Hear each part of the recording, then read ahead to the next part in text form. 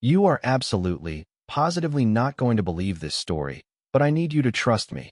Every single ridiculous, unbelievable detail is true. It started, as all great American tragedies often do, with a man in freshly pressed khaki cargo shorts, who decided that his crusade against unsanctioned garden gnome placement gave him the right to illegally enter our ranch, which, as it turns out, was the single worst decision of his incredibly bureaucratic life. This man, the HOA's self-appointed enforcer, scaled our 6-foot perimeter fence, landed with an audible thwomp right into the soft mud near the compost heap, and then immediately found himself in a high-speed, zero-tolerance chase with Brutus, our 2,000-pound registered Black Angus bull. The man didn't make it.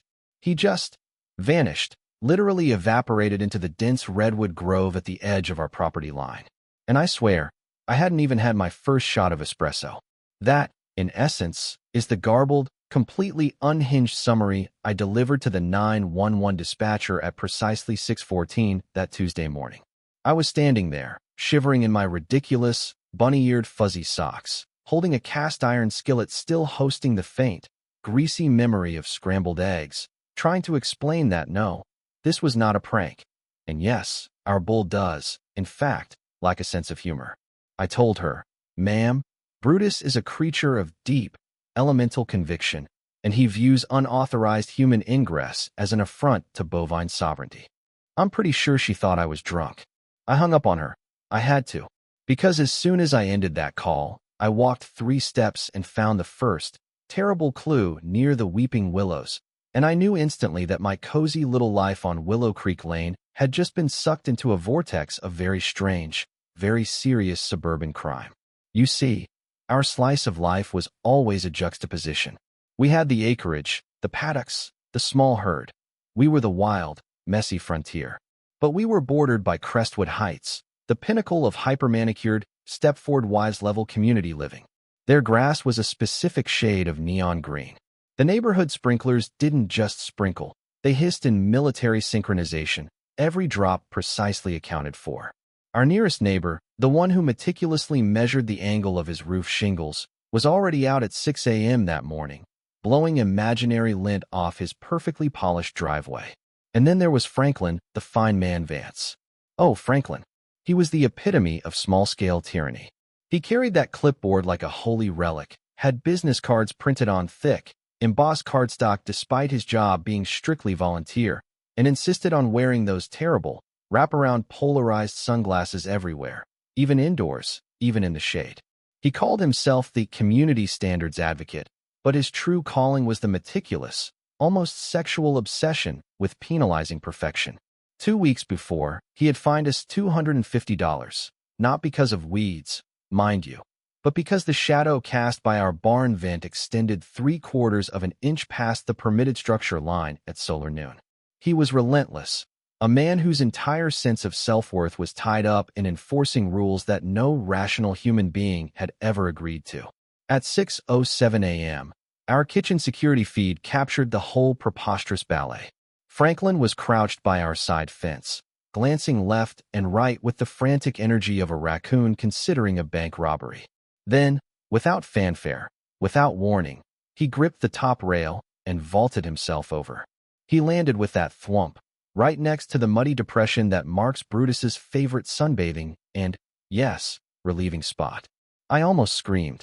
I sprinted outside, yelling some nonsense about trespassing. By the time my bare feet hit the dewy lawn, Franklin was already a blur of desperation, sprinting across the fescue. He had the hubris, the sheer, unmitigated gall to think he could outrun a massive bull in those expensive, non-slip, comfort sole loafers. Brutus, who had been lazily chewing on a mouthful of morning clover, took one look at the violation of his space, let out a magnificent, earth-shaking bellow, a sound that vibrates more in your bones than in your ears, and launched himself after the cargo shorts. It was pure, cinematic chaos. Franklin took a magnificent leap over the koi pond, slipped on a wind chime that had been sadly resting in the grass, tore a trench through my late-season lavender, and then, with a final, panicked shriek, he just plunged into the dark embrace of the redwood grove. He didn't break a branch. He didn't stumble. He just disappeared. It was unnaturally clean. My husband, Leo, who, by the way, is a retired cybersecurity architect who now prefers the company of livestock to humans, came jogging around the corner, wrench still in hand from fence tightening. He just stopped, blinking sleepily at the empty space. Did Brutus just ingest the HOA? I pointed mutely at Franklin's clipboard, which had indeed been thrown with such force that it was now perfectly impaled on a rosemary bush, and then at the single, mud-caked, expensive loafer sitting forlornly near the fountain. Brutus wandered back, calm as a monk after a pilgrimage, his massive jaw working contentedly on the faux leather strap of the clipboard. I called the police again, describing the scene with forced calm, mentioning that the man might be injured or, gone. They promised to send someone. They didn't. That's when the first chill set in, the cold, hard realization that the rules of this community didn't apply to this disappearance. Crestwood Heights was a place where tire treads on the curb brought swift justice. The actual vanishing of the lead enforcer brought absolute, terrifying silence. No police sirens, no neighborhood watch groups, no worried calls. It was like the entire street had taken a collective, calculated vow of omerta. Leo, his paranoia instantly triggered, went into investigator mode. We found the remnants, the muddy size 11 loafer, a damp, slightly crushed sock still inside, and the walkie-talkie. It wasn't a cheap two-way radio. It was heavy, military-grade, and complex. Leo got it to emit the static, and then, after an agonizing amount of fiddling, we caught that half-garbled, chilling snippet. Perimeter clear, file Delta 9. Acquisition on target. Leo's eyes were tight. Alara, that's not civilian comms. That's an encrypted tactical channel. This is way above Franklin's pay grade. Then came the camera feed review. The whole, ridiculous sequence was there. Franklin jumping, Brutus charging, but the second Franklin hit the tree line, the screen went black. A clean, surgical, 10-minute gap of static. No movement, no animal sounds, nothing. It's a kill switch, Leo muttered, his breath hitching. Someone didn't just get lucky. Someone accessed our home network, found the camera system's backend, and executed a remote disable command. From within the neighborhood. The idea that our own secure network had been breached by one of our neighbors, all over a bull chase, was an affront to everything Leo believed in. I decided to confront the source of all evil, Prudence Thorne, the HOA president. Prudence's house was a blinding monument to conformity, every hedge pruned to a fractal perfection. She opened the door, a queen in her cashmere robe, her smile a beautiful, brittle thing that would shatter if you touched it wrong. Prudence, I stated, skipping the pleasantries. Franklin Vance trespassed on our property, was chased by our livestock, and has been missing for over 36 hours. The police won't file a report. What is going on? She delicately adjusted the silk scarf around her neck, a gesture of profound condescension. Alara, dear, you're making a mountain out of a molehill. Franklin is simply experiencing some stress-related fatigue. He's on a well-deserved, unscheduled personal leave. He was chased into the forest by a bull. I repeated, my voice rising. Prudence gave me that patronizing, pitying look that only true narcissists have mastered. He was deeply committed to community standards. Such passion can be exhausting. I simply suggested he take a moment for, shall we say, reflection. I'm sure he'll resurface when he's ready to face his responsibilities. She closed the door with the soundless, hydraulic finality of a bank vault. The rot smelled deeper than just a petty HOA. It smelled like expensive cologne and criminal conspiracy. My paranoia was confirmed when I spoke to Mrs. Adeline Higgins, the neighborhood oracle. She's 98, has the hearing of a house cat, but the eyes of a hawk. She told me Franklin had been frantically whispering about secret board meetings and files in the shed just 2 days before. He said Prudence was hiding something. Adeline rasped, her voice like crumpled parchment. He mentioned USBs, hidden violation reports. He looked like he'd seen a ghost in her pristine azaleas. The final piece of the initial, terrifying puzzle came from Brutus himself.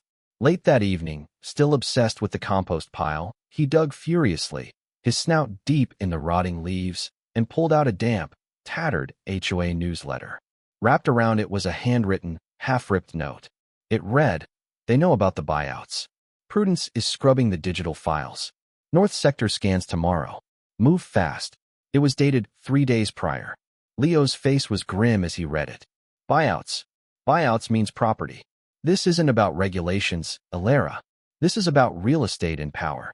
I started connecting the dots with the neighbors.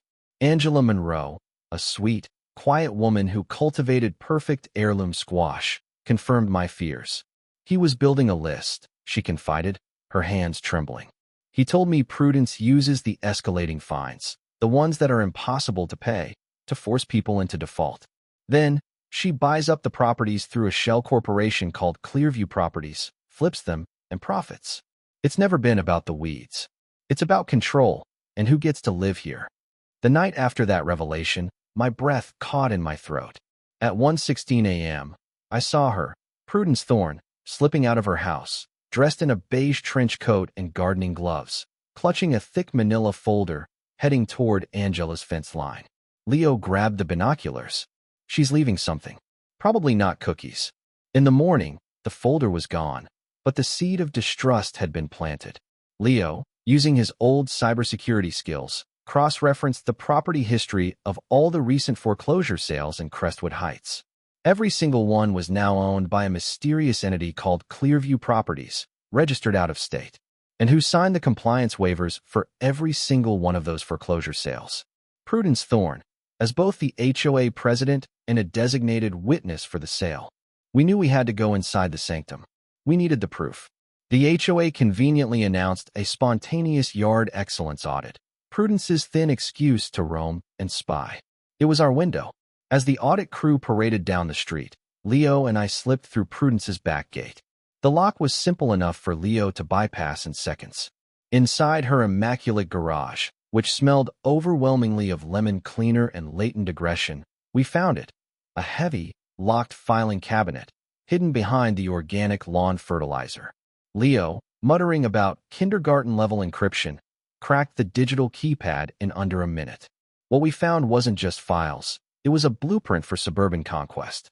Dozens of USB sticks, sealed folders, and printed maps of the neighborhood marked with profit margins and colored dots. Green for compliant, yellow for vulnerable, and a startling, screaming red circle around our house, with a note, problem asset. High resistance. Watch closely. We found the core document, Compliance Timeline Phase 4. Inside were dates, timestamps, photos of people inside their homes taken through windows, even credit history documents. It was systematic, illegal surveillance. And then, the smoking gun, a folder labeled Reprimand and Containment, F. Vance. It detailed disciplinary action for attempting to report internal matters to the county, and at the bottom, a chilling handwritten note. Escalation unnecessary if individual remains quiet. If not, initiate relocation. Relocation. A clean word for a dirty, terrible thing. We grabbed copies of everything and slipped out. But the battle wasn't over. That night, the drone returned. We caught it, thanks to Brutus's rage, and confirmed it had been watching our house. Then, a second drone appeared, hovering silently before retreating to Prudence's yard. She knows we were there, I whispered to Leo. She knows we know. The next morning, we hosted the Brutus Meet and Greet barbecue, turning the revelation of fraud into a neighborhood-wide revolt. Everyone had a story, and the collective anger was a powerful, beautiful thing. The call came that evening, cutting through the celebratory chatter. A block number. A low, breathless voice. This is Franklin. They're watching the power lines. Don't trust anyone from the board. I have proof. I need help. He was alive.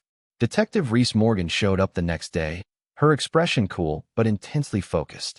She listened to the tactical channel audio again, her mouth a thin line. That channel, she said, is used by specialized private security firms. This confirms surveillance-grade tech. Our final evidence came when Brutus, bless his obsessive heart, dug up Franklin's mud-caked cell phone from the compost heap. It was wiped clean, except for one file, final_entry.mp4. The video showed a frantic Franklin confirming the Clearview Properties scheme, detailing the intimidation and stating, "If I disappear, it wasn't an accident." They have voice recordings. Don't trust them. Don't believe the emails. They're coming for us, Leo said. We had to move. We set the trap. We put a decoy laptop in the garage loaded with fake whistleblowing emails and unlatched the side window. At 2:11 a.m., the motion sensor pinged. A figure, fast and professional, slipped into the garage, moved straight to the desk, and inserted a flash drive. Leo threw the power switch. The light snapped on. Brutus let out the roar of 1,000 angry gods. I charged out, armed with my trusty cast-iron frying pan. The figure, Malcolm Cross, the HOA treasurer, bolted, vaulting the fence with the speed of a man whose desk job was clearly a cover. He was caught, not by my frying pan, but by Leo's high-definition security camera. Full face, full action, full felony. 2 days later, Detective Morgan kept her word. 3 unmarked cars descended quietly on Willow Creek Lane. Prudence Thorne was arrested at her front door, her arrogance shattering into 1,000 pieces when they showed her the warrant. Malcolm Cross tried to flee in gym clothes, dropping a final USB stick into a bird feeder before he was cuffed. The irony was suffocating. Detective Morgan later confirmed the full scope. Prudence had been running a racketeering operation for over a year, using the HOA as a pipeline for land grabs. She, Malcolm, and a few core board members had been systematically identifying vulnerable residents, retirees, families with strained finances, and swarming them with fines until they collapsed into default. Franklin Vance, it turned out, was alive, hiding at a remote cabin. He confessed that he ran after finding the warning. A folder marked Violation 999, Final, and inside, a picture of his sister's house in another state. They knew where his family lived. That's why he broke and fled, taking only his phone, which he hoped someone, anyone, would find. Franklin gave us one last piece of the puzzle, the key to the storage unit where Prudence kept her deepest secrets. Inside, it was worse than we thought. We found the infamous Asset Rotation Program confidential binder, the psychological risk assessments, the behavioral resilience scores, the cold, calculated numbers assigned to human vulnerability. We were all currency. We were all targets. We took everything. Detective Morgan didn't even blink. The news broke. Local stations ran the story with headlines like Suburban Surveillance Scandal. Brutus earned his legendary status and his viral hashtag Bull of Justice. Prudence Thorne was denied bail, tried, and sentenced to a stunning 15 years without parole. When asked in court why she did it, she only said, with a terrifying lack of remorse, because people don't understand what's best for them. She believed in her power, not her guilt. Willow Creek Lane changed. The fear was gone. The HOA was dissolved. Angela Monroe ran for the new council and won by a landslide, immediately dissolving all standing violations. Brutus, in the most poetic irony of all, was named the honorary community mascot. Franklin, still pale but lighter, moved into a small cottage on the quiet side of the lane. We never put the perimeter fence back up. Brutus still wanders sometimes, but no one complains. He knocks over a recycling bin, and instead of fines, we just get chuckles. I often sit with Leo on the porch now, watching the sun set over lawns that are finally allowed to be imperfect. Leo says, "We won a suburban war with a bull, a camera, and a ridiculous amount of stress baking." And he's right. In the end, Willow Creek Lane didn't revert to its old conformity. It became something better, a little messy, a little loud, but finally honest, finally real. We earned this ground, not with manicured hedges, but with a fight. Now, I need to know what you think. Were we right to use our bull and our brains to conduct our own counter-operation? Should Franklin have risked his family's safety to expose Prudence sooner? Or was his flight the only sane choice? And have you ever had to deal with an HOA that wielded its power like a small-town dictatorship? Let me know your thoughts, your wildest HOA stories, in the comments below. Smash that like button if you think Brutus deserves a massive steak dinner, and subscribe so you don't miss our next chapter in suburban insanity. Thank you for watching, and stay safe out there.